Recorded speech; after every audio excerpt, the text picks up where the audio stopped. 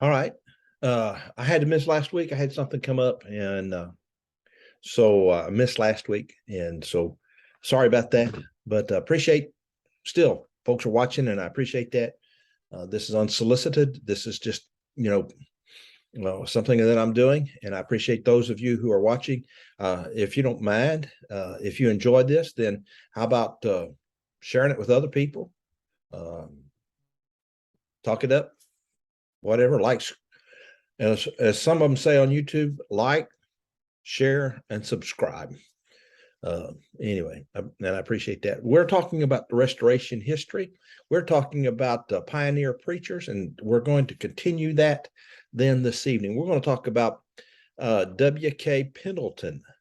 Um, and if we have time, it all depends on our time here. We may get to another one. I may wait and do him in next week, but one of the most influential of the pre-war preachers and pioneer leaders was W.K. Pendleton. Certainly, there were few more talented than he. He had a broad cultural background and an educated mind that it was enjoyed to the fullest the finer productions in literature and learning. J.W. McGarvey, who I think the London Times said was the brightest Greek scholar that there was. Anyway, J.W. McGarvey once spoke of Pendleton as one of the clearest headed men that he had ever known. And J.W. McGarvey knew Alexander Campbell too. McGarvey met Pendleton when the former entered Bethany College in 1847. Very often he had a private counsels with his teacher. Consequently, McGarvey said that on a great many of the important questions that he had been forced to consider, he had been influenced by Pendleton's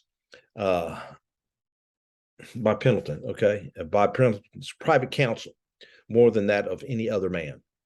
Pendleton, in his manner, was always dignified, courteous, and graceful.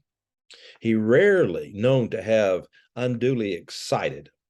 His broad knowledge and calm, deliberate consideration of every issue made him a natural leader in the early days of the Restoration. Pendleton was born the old Virginia aristocrats.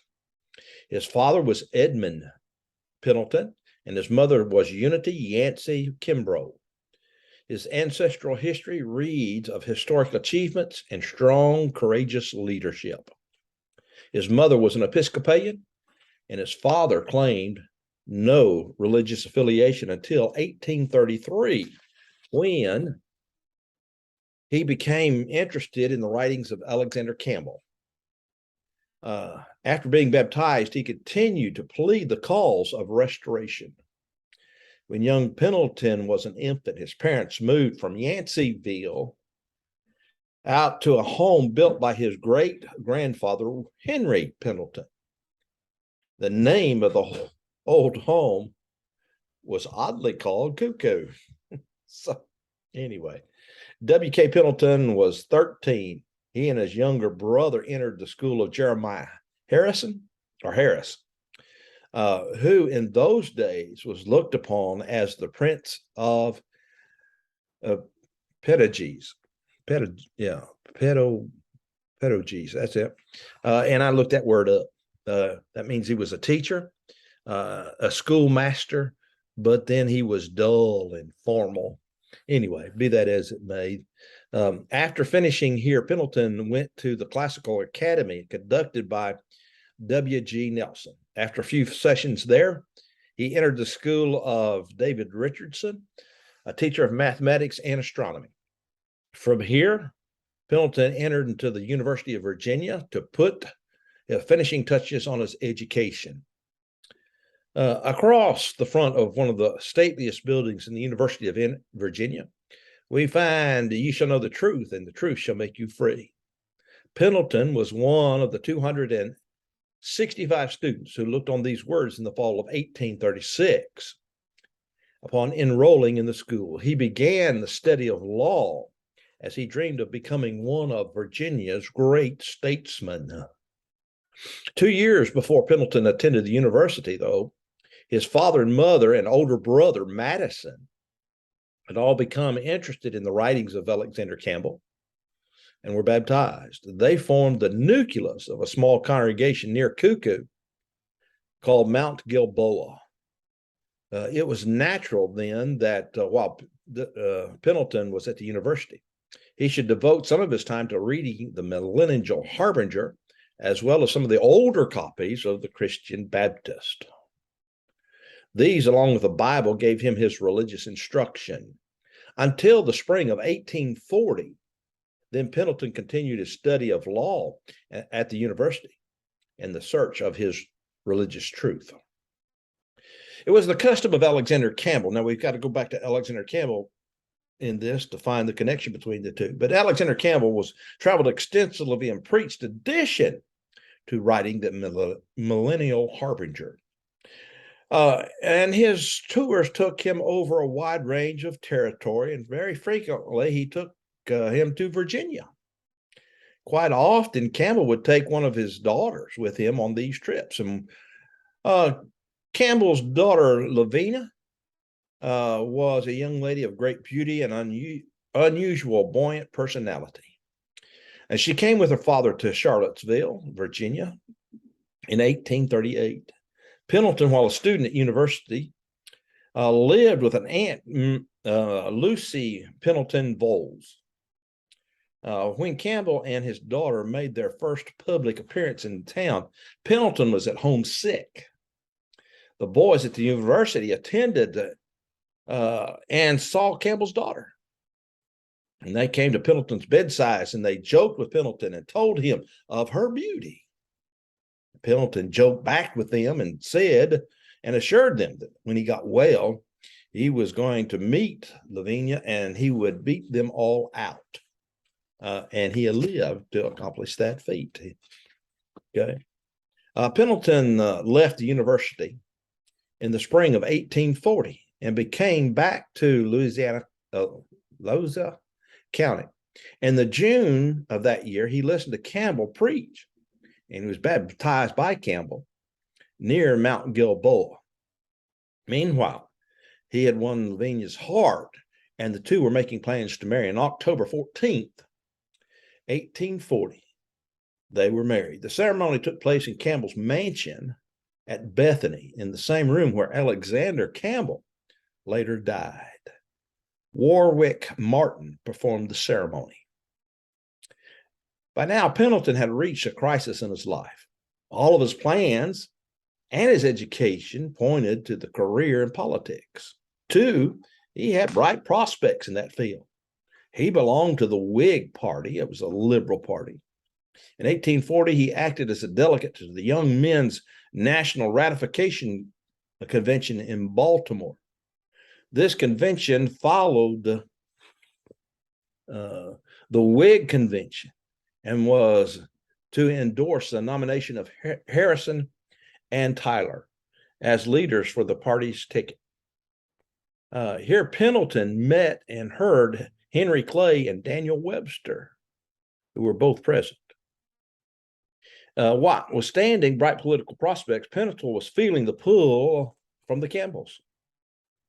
Alexander Campbell recognized his ability, and plans were already been made and announced that Campbell was going to establish a college at Bethany. And Campbell was anxious to have his son-in-law assist him then in this work.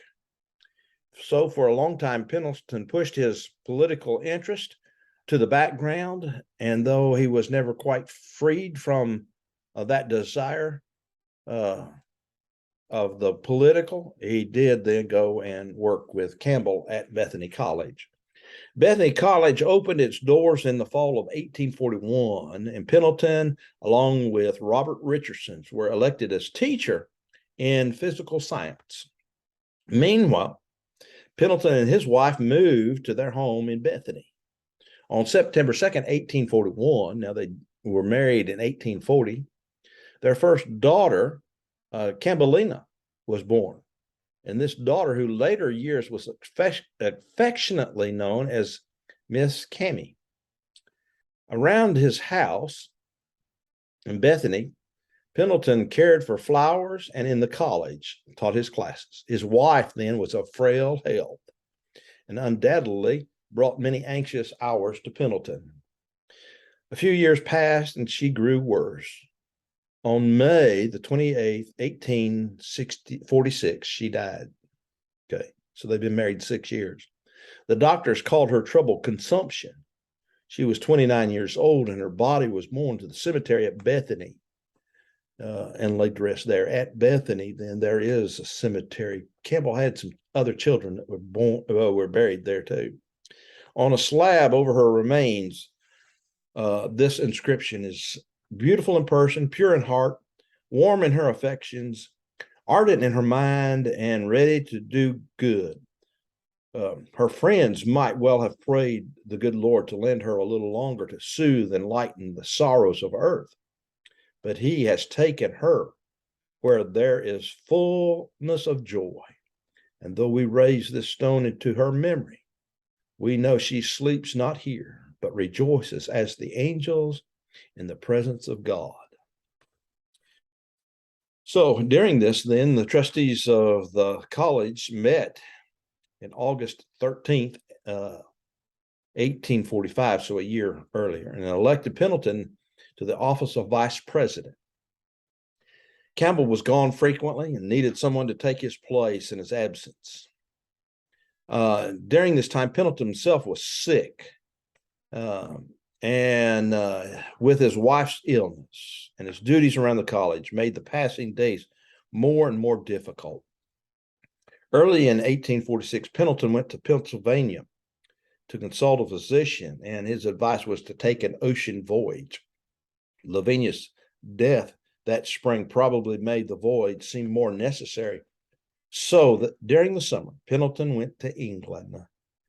With him went to Calandra, another of Campbell's daughter, and Mr. and Mrs. Sample of Pittsburgh. He returned from his trip somewhat refreshed.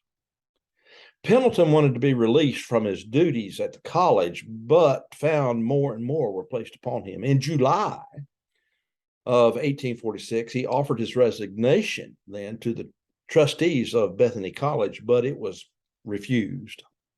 Moreover, he's now acting as co-editor of the Millennial Harbinger, which position he began in January 1846. During the months of May to October 1847, Campbell was in England, and the editing of the Harbinger then was left entirely to Pendleton. Pendleton now entered a period of intense activity, the paper, the college, and that gave him little freedom.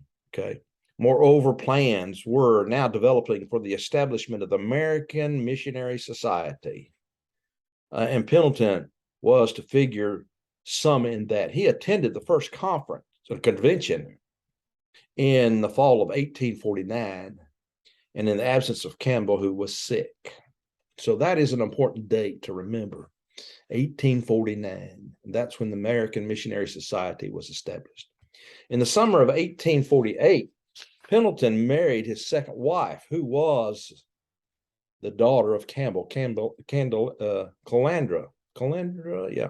It looks Calandra was similar to Lavinia and quieter and more reserved. This marriage, too, did not last long, for in 1850, that's 2 years, she died.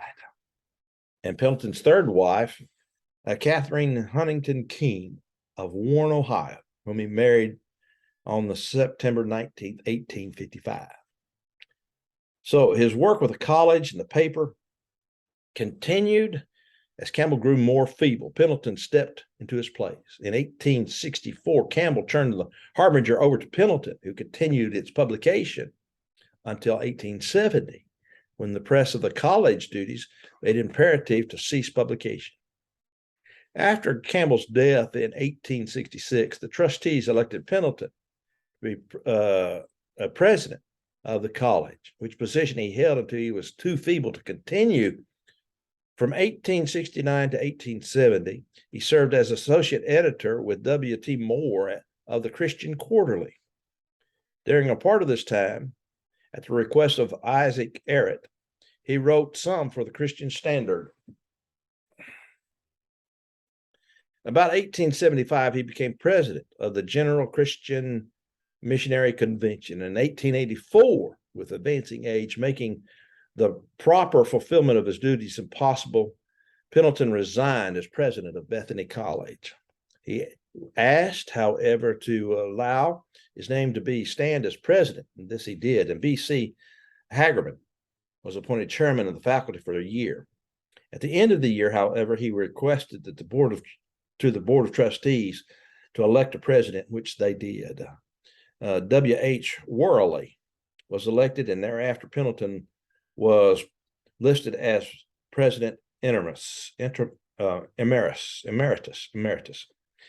Meanwhile, Pendleton's political career never lagged. In 1855, he ran for Congress, but was defeated.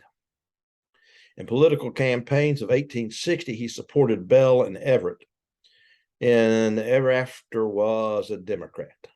After the war between the states, when the state of West Virginia was formed, Pendleton was called upon for active political service.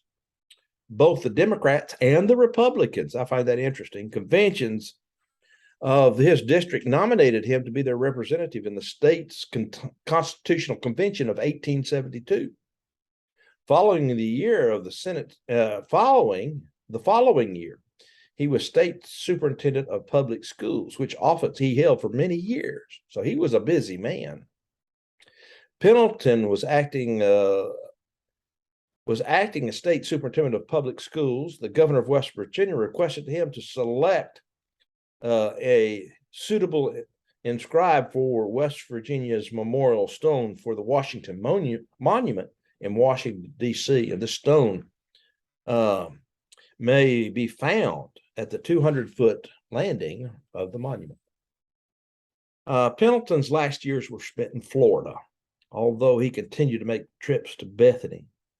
In March 1886, he moved to the land. Shortly after this, he bought an orange grove and small farm near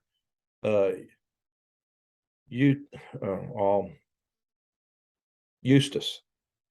Here he continued to enjoy his books and visit friends who stopped by. It was while he was on a trip back to Bethany that he passed away quietly and peacefully. It was the September 1st, 1899. He was 82 years old. So we're going to stop there this evening. We'll take up with D.S. Burnett then, and then take up probably another one and some other pioneer preachers. Okay, maybe combine some of those. But again, appreciate you watching. And trying to make this interesting. It is to me. I enjoy it, and I'm using it in my work. So thank you again, and we'll see you next time.